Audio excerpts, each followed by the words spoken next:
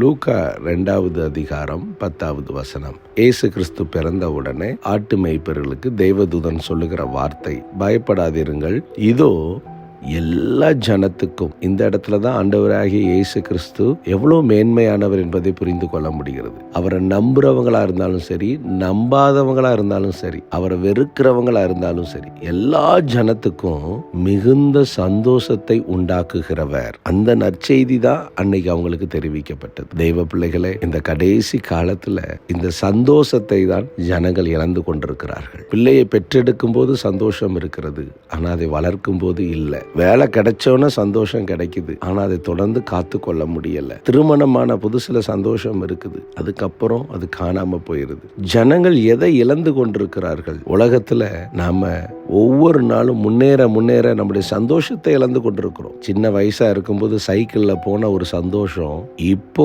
கார்ல போனா கூட கிடைக்க மாட்டேங்குது. பக்கத்து வீட்டுல போய் டிவி பார்ப்பாங்க, அந்த காலத்துல அவ்வளோ மகிழ்ச்சியா இருப்பாங்க. இப்போ எல்லாம் கையில செல்போன், ஸ்மார்ட் டிவி, என்னென்னமோ இருக்கு, ஆனாலும் அது சந்தோஷமா அனுபவிக்க முடியல. இந்த உலகம் கொடுக்கிற ஒவ்வொரு அப்டேட்டும் நம்முடைய சந்தோஷத்தை ரகசியமா திருடி கொண்டே இருக்கிறது என்பதை நாம் அறியவில்லை. தெய்வ பிள்ளைகளே, ஆண்டவராகிய இயேசு கிறிஸ்துவின் பிறப்பிலே ஒரு மிகுந்த சந்தோஷம். எனக்காக அவர் பிறந்திருக்கிறார். எனக்காக என்றால் என் துக்கத்தை மாற்றுவதற்காக, என்னை வாழ வைப்பதற்காக, எனக்கு ஒரு நல்ல எதிர்காலத்தை கொடுப்பதற்காக அவர் பிறந்திருக்கிறார்.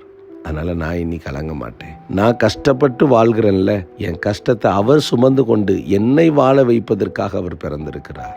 அல்லேலூயா. இந்த நற்செய்தி எல்லாருக்கும் போகும். நிறைய பேர் ஆண்டவராகிய இயேசு கிறிஸ்துவ வெளிநாட்டு கடவுளுங்கிறாங்க, எங்கேயோ பிறந்தாருங்கிறாங்க, என்னென்னமோ சொல்றாங்க. ஆனா அவர் நம்முடைய உள்ளத்துக்குள்ளதான் பிறந்திருக்காரு. அவர் சொல்றாரு எல்லா ஜனத்துக்கும். அவர் சொல்லணும்னா இப்படி சொல்லியிருக்கிறார், இதோ இஸ்ரவேல் ஜனங்களுக்கு நற்செய்தியை உண்டாக்குகிறேன், சந்தோஷத்தை உண்டாக்குகிறேன். அப்படி சொல்லல. அமெரிக்கா தேசத்துக்கு மிகுந்த சந்தோஷத்தை உண்டாக்க வந்திருக்கிறேன், அப்படி சொல்லல. அவர் எல்லா ஜனத்துக்கும். அதுதான் கடவுள். ஒரு கடவுளை எடுத்துக்கொண்டால் குறிப்பிட்ட இனத்துக்கோ மதத்துக்கோ ஊருக்கோ அல்ல, உலகம் முழுவதுக்கும் ஒரே கடவுள். அதுதான் நம்முடைய ஆண்டவராகிய இயேசு கிறிஸ்து.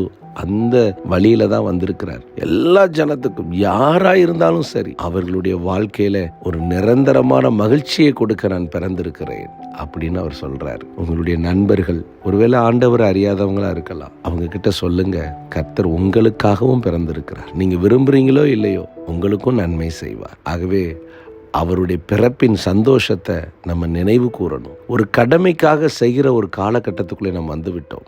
அதைத்தான் நம்ம மாற்றணும். சிலர்லாம் வீட்டுக்கு வந்தா சாப்பிட்றீங்களான்னு கேட்போம்.